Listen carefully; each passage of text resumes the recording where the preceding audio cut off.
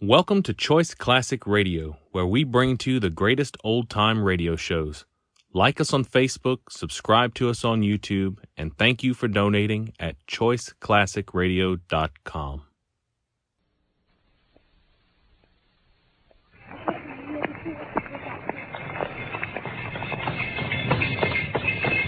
Sherry! Capital, my dear Watson. Let us return to our humble abode. 221B Baker Street, please, Cabby. From London, we present The Abbey, Grange, a play for radio by Michael Hardwick, based on the short story by Sir Arthur Conan Doyle. The Abbey, Grange. It was on a bitterly cold and frosty morning during the winter of 1897 that I was awakened by a tugging at my shoulder. It was Sherlock Holmes. Come, Watson, come. The game is afoot. Not a word. Into your clothes and come. Oh.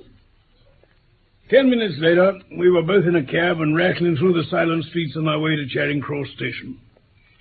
It was not until we consumed some hot tea at the station and taken our places in the Kentish train that we were sufficiently thawed, he to speak and I to listen.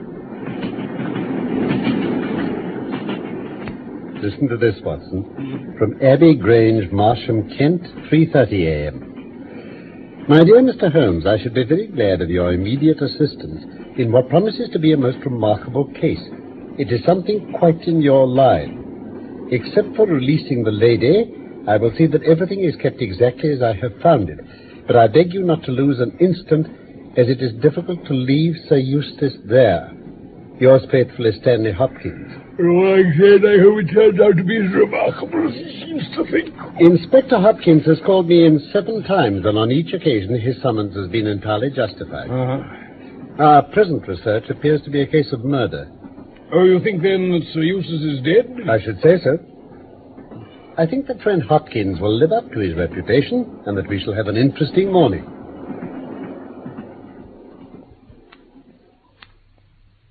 I'm very glad you've come, Mr. Holmes. And you too, Dr. Watson. Delighted. But I wish I hadn't troubled you after all. Oh? Since the lady has come to herself, she's given us so clear an account of the affair that there's nothing much left for us to do. Oh. You remember that Lewisham gang of burglars? What, the 3 Randalls? Father and 2 sons. It's their work, not a doubt of it. They did a job at Sydenham a fortnight ago, was seen and described. But it's a hanging matter this time. Sir Eustace is dead, then? Yes. Head battered in with a poker.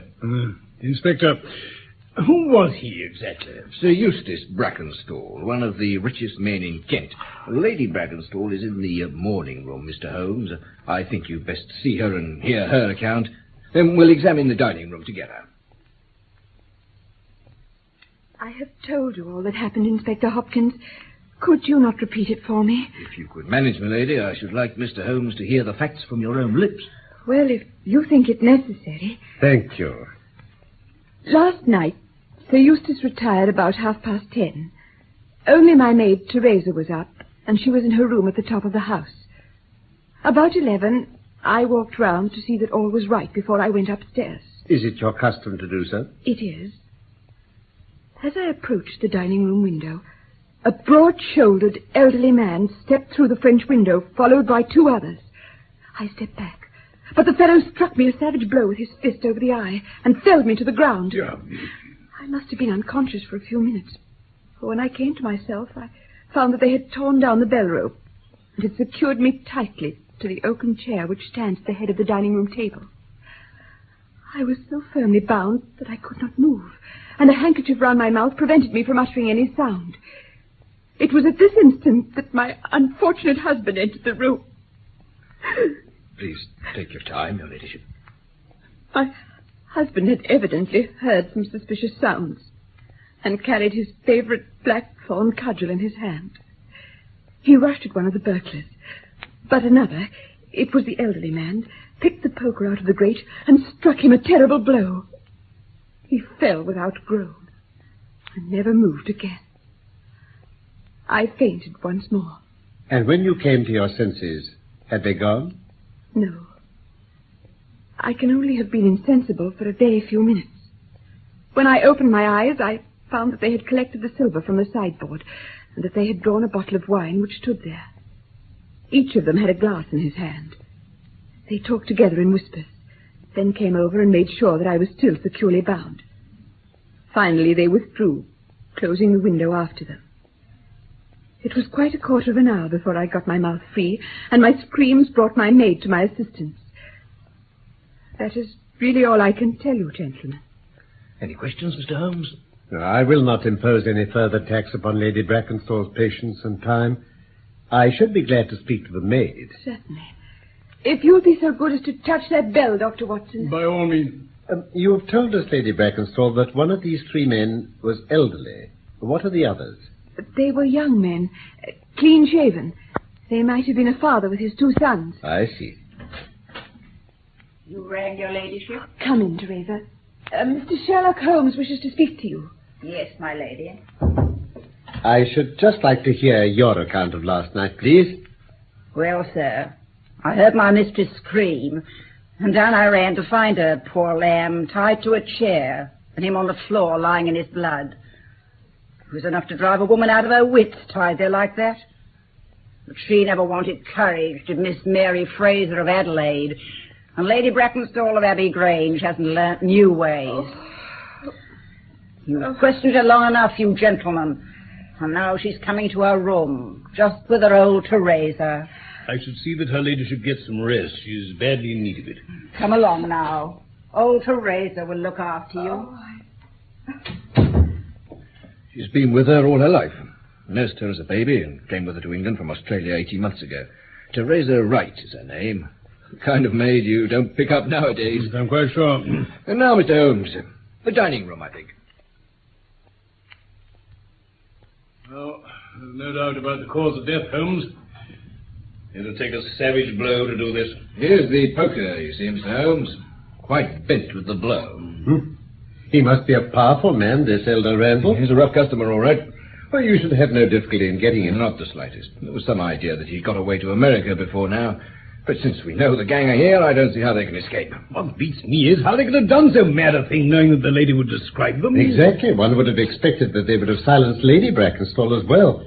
Though if she were senseless, they would not take her life. But what about this poor fellow, Hopkins? From what I hear, in spite of all his wealth and title, he very nearly came our way once or twice. Oh? Drink, you know.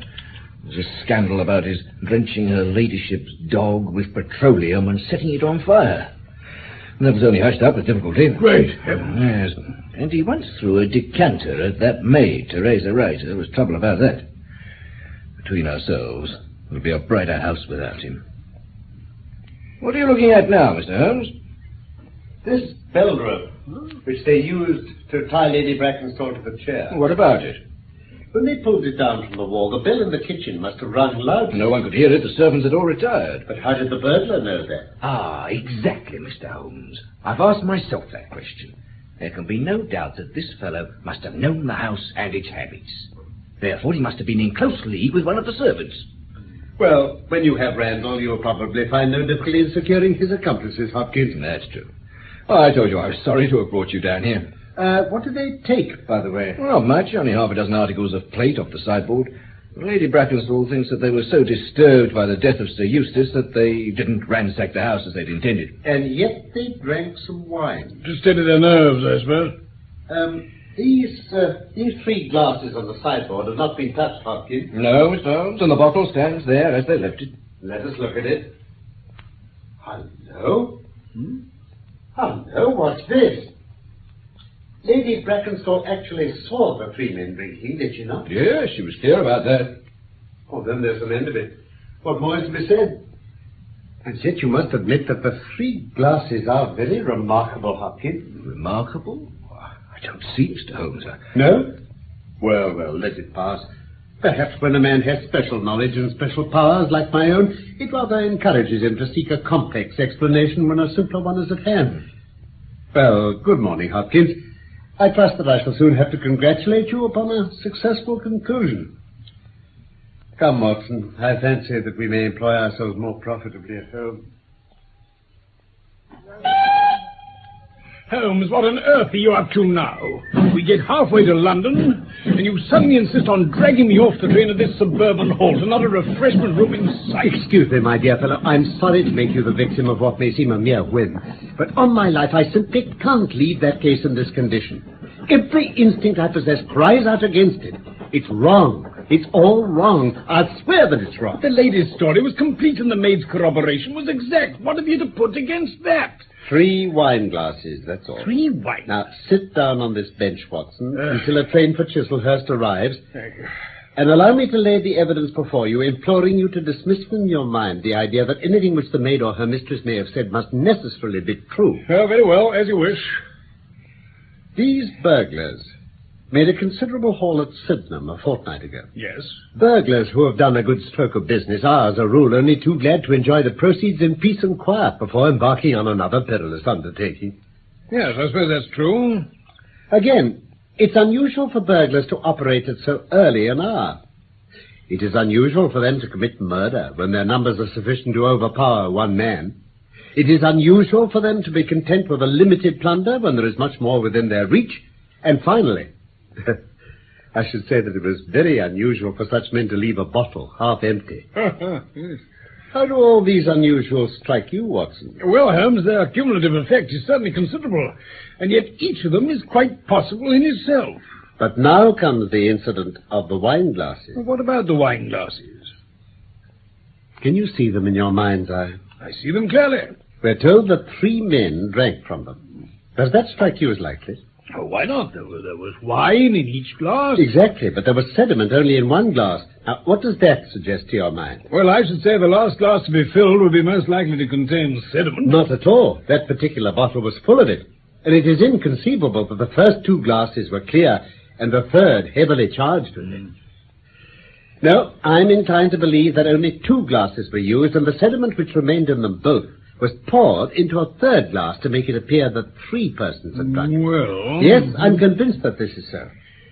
But if I've hit upon the true explanation of this one small phenomenon, then in an instant the case rises from the commonplace to the exceedingly remarkable. You mean that Lady Brackenstall and her maid have deliberately lied to us? If so, it can only mean they have some very strong reason for covering the real criminal.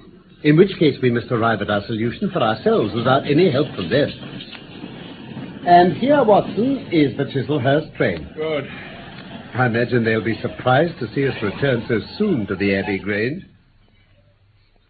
Well, I hope you're satisfied now, Holmes.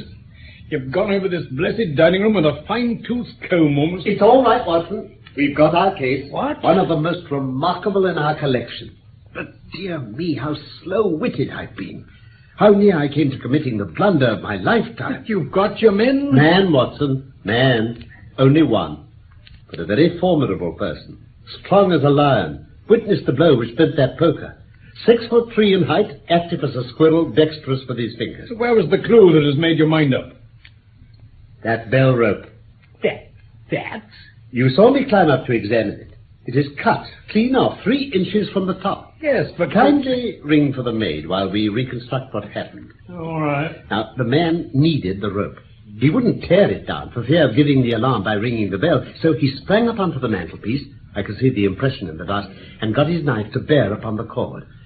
I could not reach the place by at least 3 inches, from which I infer that he is at least 3 inches a bigger man than I. Ah, I see. We've not yet met our Waterloo, Watson, but this is our Marengo, for it begins in defeat and ends in victory. Ah, Teresa. Kindly come in and close the door. Yes, sir.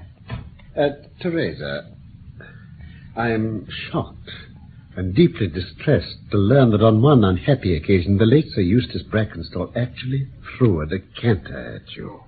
Well, sir, since you raised the matter, I won't deny that it's true. It's not for me to speak ill of the dead, mind you. Oh, quite. But I heard him call my mistress a name, and I told him he would not dare to speak so if her brother had been there. Then it was he threw it at me. He could have thrown a dozen if he'd left my bonny bird alone. He was always ill-treating her, sir, and she was too proud to complain. She won't even tell me all that he did to her. Heaven forgive me that I should speak like this of him now, the sly fiend. What a fiend he was if ever one walked the earth. When did she meet him, by the way? He arrived in June, and she met him in July. They were married in January of last year. What was it you wanted, sir? Oh, I wondered if Lady Brackenstall might feel able to spare me a few moments of her time. If you think she's up to it, of course. I don't doubt she'll see you, sir. She's down in the morning room if you'll follow me. But you won't ask too much of her, sir. She's gone through all that flesh and blood will stand.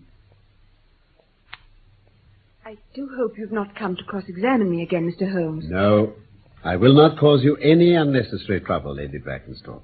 Believe me, my whole desire is to make things easy for you. But I am convinced that you are a much-tried woman. Now, if you will treat me as a friend and trust me, you may find that I will justify your trust. What do you want me to do? To tell me the truth. Mr. Holmes? No, Lady Brackenstall, it's no use. You may have heard of any little reputation which I possess. I will stake it all on the fact that your story is an absolute fabrication. You are an impudent fellow to talk to my mistress like that. Do you mean to say she has told you a lie? Have you nothing to tell me, Lady Brackenstall? I have told you everything. Think once more. Would it not be better to be frank? I have told you all I know. I'm sorry. Come along, Watson. Now, you've rubbed them both up the wrong way, Holmes. Where's it got us? It may be a hit or it may be a miss. I'll just scribble a note for the lodgekeeper to give Stanley Hopkins when he returns. And then I think our next scene of operations must be the shipping office of the Adelaide-Southampton line. It's at the end of Pall Mall, if I remember right. Pray be seated, gentlemen. Thank you, Grange. Now, Mr. Holmes, what can I do for you? I'm making one or two inquiries concerning two ladies who arrived in this country from Adelaide in June of 95. June 95? Yes. Well, that should be easy. Here's the ledger for that month. Oh, a Miss Fraser and her maid, Miss Wright. April, May, June. Easier still. Only one of our vessels arrived that month, the Rock of Gibraltar. Biggest and best in our fleet, you know. Ah, yes, quite. And here's the passenger list. Miss Fraser. Fraser. Ah, yes, here it is. Miss Mary Fraser from Adelaide, travelling with her maid, Miss Teresa Wright. That's what you wanted? Capital. May I ask where the Rock of Gibraltar is now? Now? Oh, she's halfway to Australia, somewhere south of Suez. I see. I imagine her officers are still much the same as they were 18 months ago. Naturally, Mr. Holmes. The company flatters itself that its servants remain with it for their lifetime service. Yes, indeed. Very few exceptions. No exceptions in this particular case. I don't... Oh, just a moment, sir. Yes. Captain Croker. The master of the Rock of Gibraltar? No. He was first officer on the voyage you refer to. Oh. He's recently been promoted to captain and left the ship. Matter of fact, he takes charge of our newest vessel, the Bass Rock, sailing from Southampton in 2 days' time. Captain Croker. Splendid seaman. Magnificent record. Not an officer in the fleet to touch Jack Croker. Well, I'm much obliged to you for your assistance. And now I think we've trespassed enough upon your valuable time. I'm getting rather lost, Holmes. Oh? You haven't explained what, if anything, our visit to that shipping office achieved. You sent off a telegram which you didn't find it necessary to let me see, and then you drive to Scotland Yard, sit outside in the cab for 10 minutes, lost in thought, and then drive back here to 221B without going into the yard at all. What's it all about? I couldn't do it, Watson. Couldn't do what? Once that warrant was made out, nothing on earth would save him. Once or twice in my career, I feel that I have done more real harm by my discovery of the criminal than ever he had done by his crime. I've learned caution now, and I had rather play tricks with the law of England than with my own conscience. Let us know a little more before we act. Oh, Holmes, really, I don't... Come in.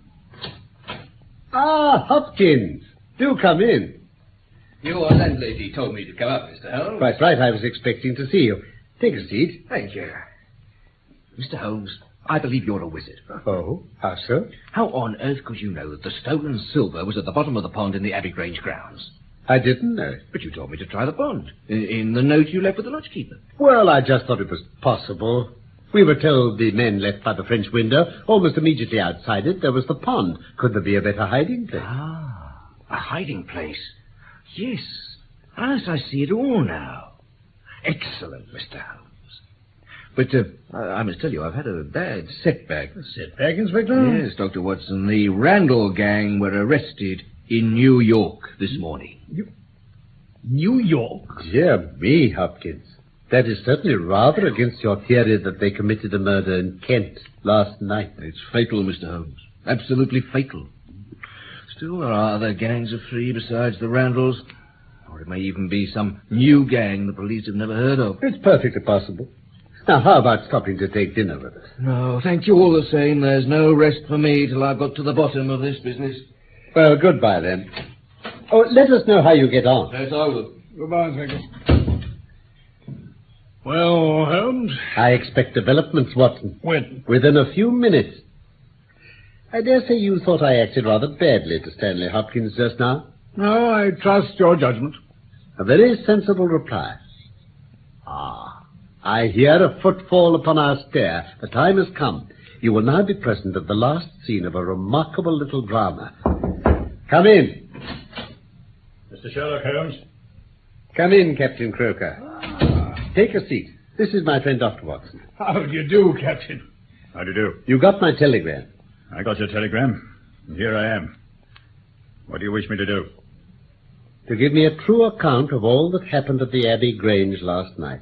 A true account, mind you, with nothing added and nothing taken off. I know so much already that if you go 1 inch off the straight, I'll blow this police whistle from my window, and the affair goes out of my hands forever. No, damn it, I'll chance it. I believe you're a man of your word. But I'll say this first. So far as I'm concerned, I regret nothing, and I'm afraid of nothing. I would do it all again and be proud of it. I'll tell you my story, gentlemen, and then I'll ask you as man to man what less I could have done. A very fair offer. Pray proceed. I expect that you know that I first met Mary Fraser when she was a passenger and I was first officer of the Rock of Gibraltar.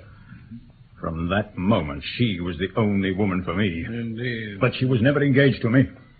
It was all love on my side and all good companionship and friendship on hers. When we parted, she was a free woman, but I could never again be a free man. Well, next time I came back from sea, I heard of her marriage to this Brackenstall. Oh, she was born for all that's beautiful and dainty. Title and money. Who could carry them better than she could? I just rejoiced that good luck had come her way, and that she hadn't thrown herself away on a penniless sailor.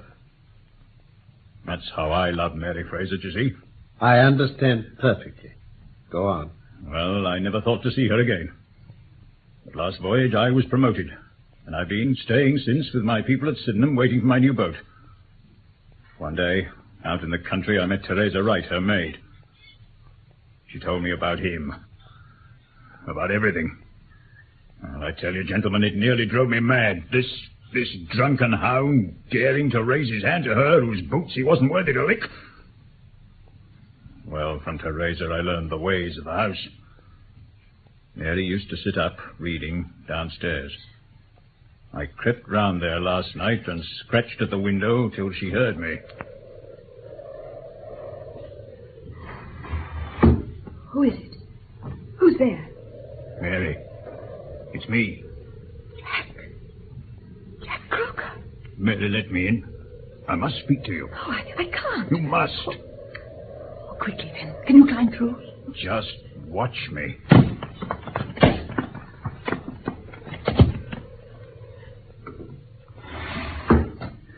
Now, Mary, I want you to tell me. And the truth, mind. Is it true what I've been hearing from Teresa? Does he hit you? Knock you about? Oh, what's the use of pretending? Yes, Jack.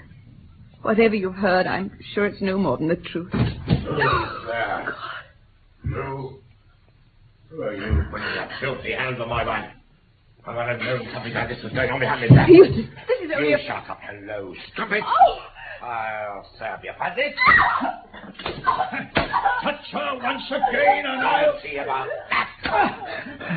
Now then, you brute!